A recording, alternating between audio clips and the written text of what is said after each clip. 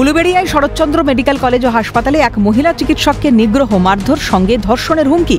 মূল অভিযুক্ত পেশায় অস্থায়ী হোমগার্ড তথা তৃণমূল কর্মী বলে পরিচিত শেখ বাবুলাল। স্বাভাবিকভাবেই প্রশাসন ও সরকার পক্ষ এই দুটোর সঙ্গেই মূল অভিযুক্তের নাম জড়াতে সরগরম রাজনৈতিক মহল। শাসক দলকে নিশানা করে বিরোধীদের কটাক্ষ।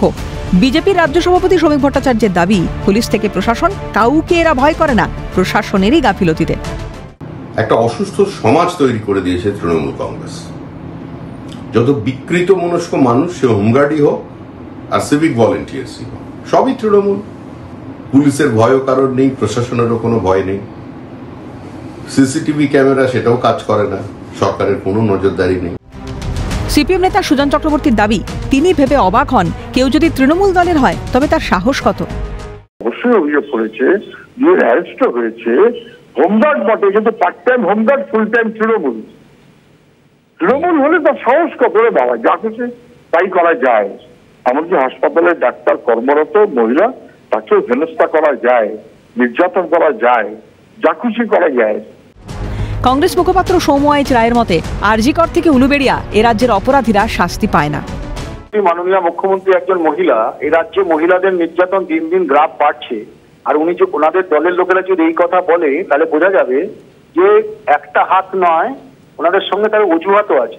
একটা সরকারের দায় এবং দায়িত্ব পড়ে তাদের শাসন ব্যবস্থাকে কন্ট্রোল করা। এই রাজ্যের অপরাধীরা কোনোদিনও শাস্তি পায় না। শাস্তির তারা মনে করে তাদের মাথার উপরে আশীর্বাদের হাত আছে। যদিও তৃণমূল বিধায়ক তথা চিকিৎসক নির্মল মাঝির বক্তব্য, কখনোই ওই ব্যক্তি তৃণমূলের সঙ্গে যুক্ত নন। যেটা বলা হচ্ছে, এর সঙ্গে তৃণমূলের কোনো সংযোগ নেই। যারা অ্যারেস্ট হয়েছে তারা কোনোদিনও তৃণমূল পার্টি করেনি, এটা আমি একবারে দায়িত্ব নিয়ে বলতে পারি। আমি পুলক রায়ের সঙ্গে কথা বলেছি, ছবি তো সবার সঙ্গে থাকতে পারে, জনপ্রতিনিধিদের সঙ্গে সবার ছবি থাকতে পারে, কিন্তু রাজ্যের মন্ত্রী পুলক রায়ের সঙ্গে কথা বলেছি, অভয় দাসের সঙ্গে কথা বলেছি, যে ওয়ার্ডে এই হাসপাতালটা, তারা বলল যে এদের সঙ্গে ক্ষমতাসীন দলের কোনো সংযোগ নেই, এরা কোনো কর্মী টর্মীও নয়, বিরোধীরা ঘোলা জলে মাছ ধরার জন্য এইসব ধুনো দিচ্ছে।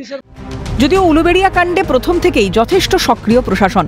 অস্থায়ী হোমগার্ড হোক বা তৃণমূল কর্মী, অপরাধ করে থাকলে রেয়াত না করে সঙ্গে সঙ্গে পুলিশ অভিযুক্তদের গ্রেপ্তার করেছে। তৃণমূল নেতা কুণাল ঘোষ মনে করিয়ে দিলেন, 2011 সালে রাজ্যে কটা হাসপাতাল ছিল আর 2025 সালে কটা, সে কথা আলোচনা করা উচিত। তবে অন্যায়কে সমর্থন করছে না কেউ, পুলিশ প্রশাসনও তার কাজ করছে, সাফ জানান কুণাল। 2011 রাজ্যে কটা হাসপাতাল ছিল, কজন রোগী যেতেন পার ডে, আর আজকে 2025-এ কটা হাসপাতাল, কজন রোগী যান, এই পরিসংখ্যানটা একটু আলোচনা করবেন। কেউ খারাপ ঘটনাকে কেউ জাস্টিফাই করছে না। যারা এইসব হুমকি অসভ্যতা করেছে, সেই ভাঁদরগুলো যা শাস্তি হওয়ার পুলিশ দিক। বুধবার দিনভর উলুবেড়িয়া কাণ্ডে এভাবেই চড়ল রাজনৈতিক উত্তেজনার পারদ। ক্যালকাটা নিউজ।